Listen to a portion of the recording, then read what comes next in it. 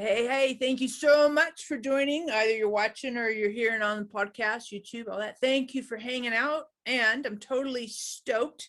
We're going to have a conversation with my very, very wonderful, amazing, cool friend, Ashley Abercrombie.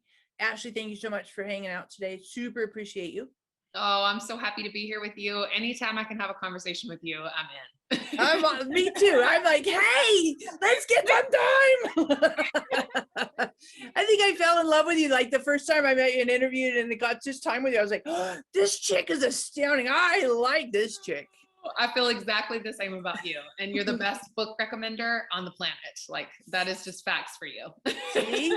And same for you with me. I'm like, ooh, you just told me what? I'm like, oh, I'm on my phone getting it. So just like fun connecting together. Love getting time with you, like full on. We should just do this. You know what, Ashley? We should just do this like because we're friends and not just to do the work stuff, right? Yes, 100%.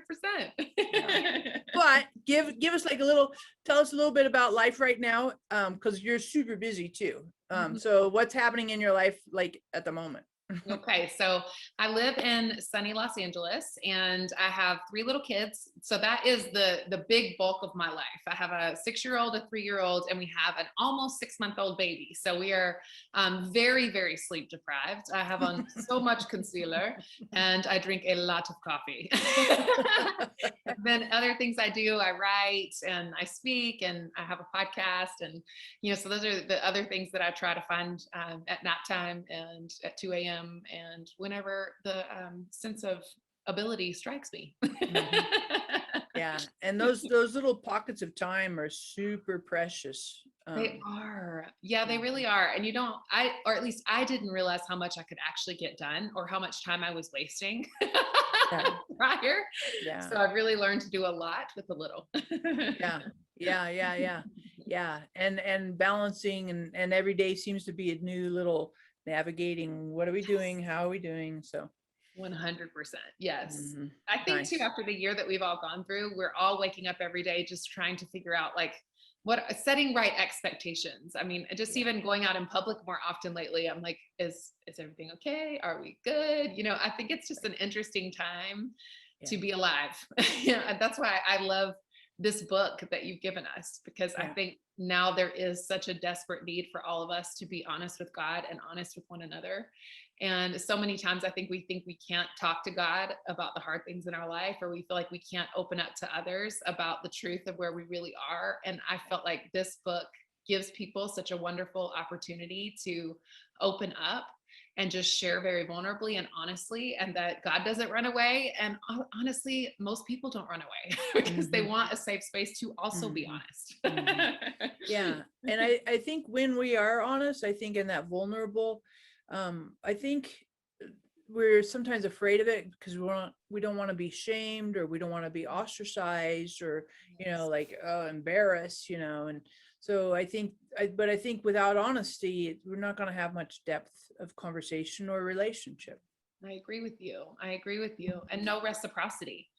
Somebody's got to go first and somebody's got to share and somebody's got to open up so that we can engage in that reciprocal relationship that we all want so badly. And I think too, that's completely true with God in terms of like what you said, the reciprocity of it, back and forth conversation. Yes, agreed. And this chapter was Help, I Royally Screwed Up. Which is a great title. Exactly. Right? Exactly. And it's the first conversation between a human and God.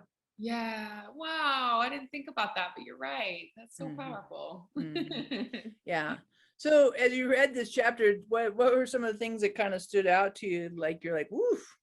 Yes. Maybe you liked or didn't like.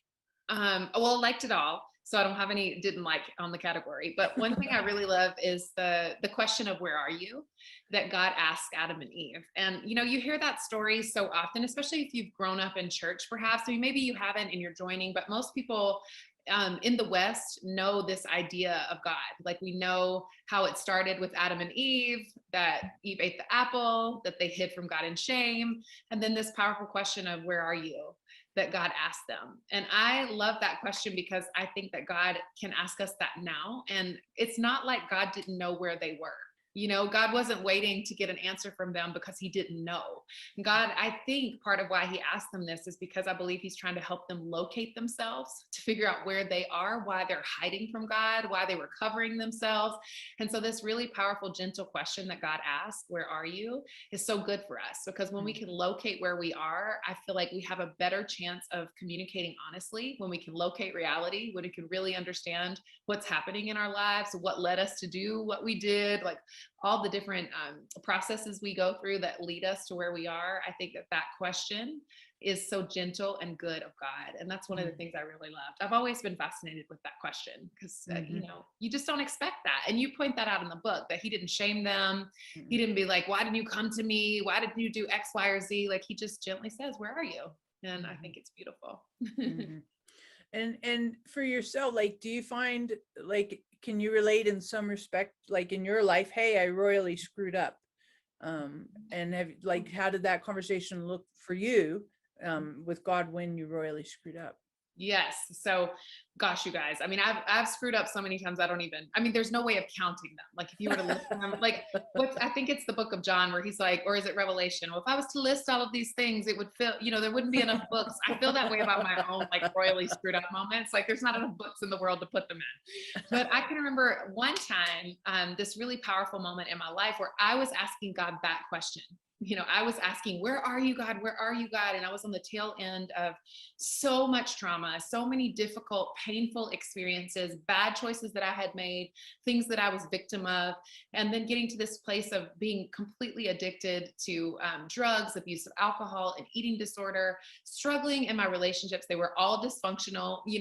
I was struggling with perfectionism. I really wanted to show up perfect in every environment. And if I didn't, I wanted to work very hard to make it look like I was perfect. And I remember driving around one night and then literally just shouting at God, where are you? Where are you? Where are you? Because I felt like he's totally absent from my life, and he's totally absent from my pain. And God has, like, all these things I learned about God being loving, and all these things that people tell you that God is, that are good. And I couldn't experience him in the difficult moments of my life. And in asking that question, there was like, it felt like a dam broke. And I think I've told this story here too, but with you before, but it felt like a dam broke, like that God just tapped gently until that thing cracked open. And I felt this warm sense of love in my body. I felt a release in my body, because what I had realized is that my perceptions of God were actually hindering the closeness.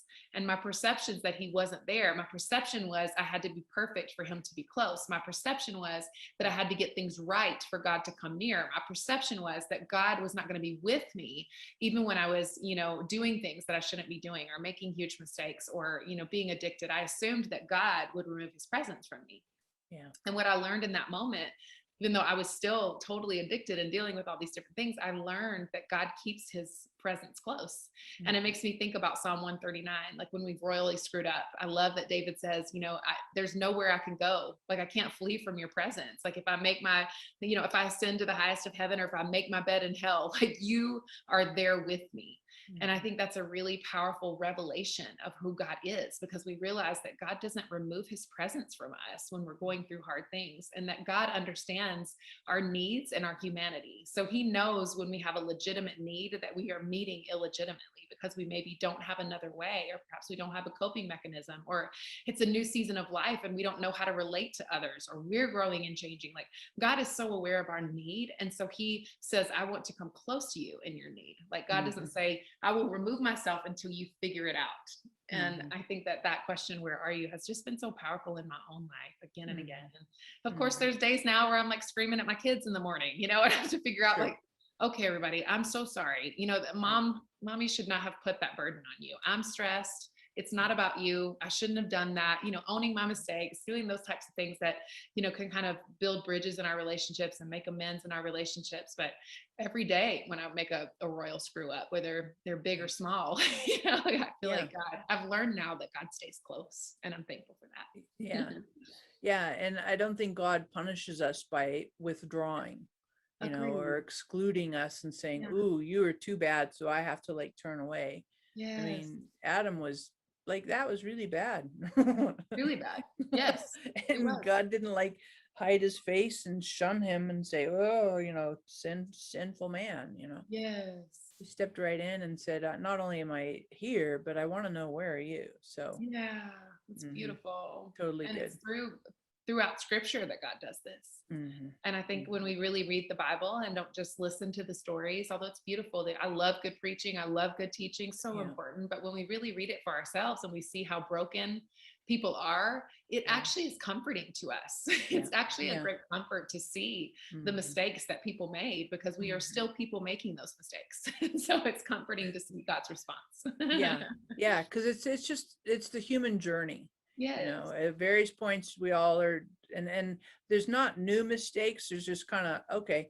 And I totally agree with you. I read in the Bible, I'm like, wow, that person did that. Oh my gosh, Yeah. I'm like, whoa, I feel so much better. Yes, same. Yeah. Totally, totally good.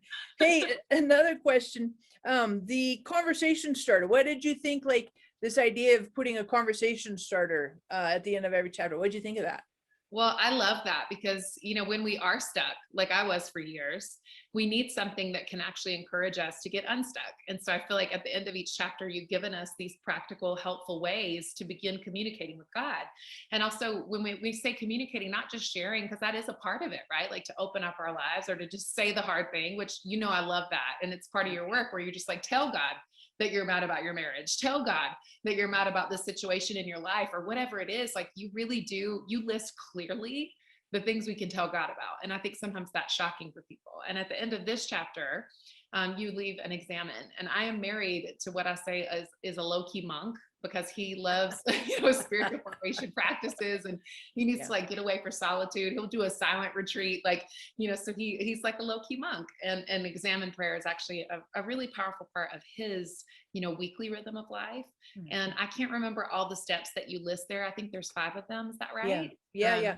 Yep. Gratitude, review, Yeah. sorrow, forgiveness, grace. There it is. Yeah. Yes. And so it's a beautiful process. And it actually reminds me of my recovery journey. I'm 18 years sober now. And in recovery, there's 12 steps, if you've ever heard of them, but there's 12 steps in recovery. But one of them, and this reminds me of the examine, is to do a searching and fearless inventory, where you are, and that's step number 4. And that's where you are going through and processing your life and really examining, what has happened in your life. Why did you do it? Who did you offend? Who has offended you? And you really start thinking through these things. And that locating of reality leads us to things like gratitude. It opens our hearts up for grace. It allows us room for grief, for sorrow. Like the things that you listed there, I think are so powerful for us to sit in God's presence. And I think sometimes too, people read something like an examine and think it's going to be an hour of your time. And so I think, for us today, like that's not reality for most people. I know for me, I don't have an hour in my day with all these kids running around. I'm not even by myself for more than 5 minutes a day. So maybe you could talk more about how you've practiced those and how you can get it down to a short little bit of time or a big chunk of time, because I want to hear from you about that. Yeah. And it's true. I mean, time is such a tricky thing for all of us, and it seems like we can make money, but we can't make time. Woo! That's a word. Yeah. Right. And so how do we utilize our time and be intentional about it, purposeful, that I'm not just squandering it and just ambivalent about it. And I read this quote too. I thought this was really powerful. How can you kill time without injuring eternity? Oh, how can you kill time without injuring eternity? Yeah. And that made me like, that kind of arrested me, like thinking about my time. And so I think to do examine, one of the things that I have found helpful is, because like kids and all that, there was a season when my kids were all like, they were all basically 18, they're all 18 months apart. And so, back in the 2, 3, and 4-year-old season, you're so hard. Yeah. And it's just, drinking from a fire hydrant and trying to keep them from drinking cough syrup, Not quite, but you know what I mean? It's just, you got to stay on your P's and Q's, right? Stay on your toes. But I think one of the things is like, I think the gratitude piece, I think we can be grateful. And I like to do that, some of the stuff like real time, like, okay, hey, I'm grateful for my daughter took a nap today, she slept longer, or I Yeah. didn't have a struggle with this one, or we didn't have a blowout in the diapers today, I didn't have to use the spare Right. clothes, right? I mean, just So going true. through some of that, just real time. Thank you for helping me Yeah. here. Thank you for this cooking thing. Thank you for, just some of that real time gratitude, I think, is a really, and being aware, not just kind of going mindlessly. So, and then I think too, reviewing, there are times that I think it's been really helpful to like just take 2 or 3 minutes and look back over the preceding, I don't know, 12 hours and say, Yeah. where did I sense God? Well, I Yeah. sense God in that conversation, or I sensed God as I was driving to work. I felt, or I sensed God when I had a meltdown and I was really angry Right. and frustrated. I sensed God, and not just the good stuff, but like the whole spectrum of it, right? And so Yes. sometimes going back, just doing quick, like, snapshots, right? Oh, they are that. So that's been helpful to me. And it doesn't have to be like a whole comprehensive. I think sometimes we think it's got to be Right. comprehensive. It doesn't. I mean, you can do pieces and parts. And then the sorrow, where did I feel that, had some of that Mhm. heaviness, and then with that, pairing it, okay, I felt heavy here, but please forgive me. Right. And then the grace piece, Mhm. and I think asking for God's grace is, I think, I find myself doing that really often, Same. maybe an hour by hour, minute by minute. Sometimes, it's like, hey, I need grace here. I don't know. I'm Yeah. struggling. I'm having a hard time. Yes. Yeah, that's so beautiful. Thank you for sharing that. And same on the grace, just it was, when was this? 2 days ago.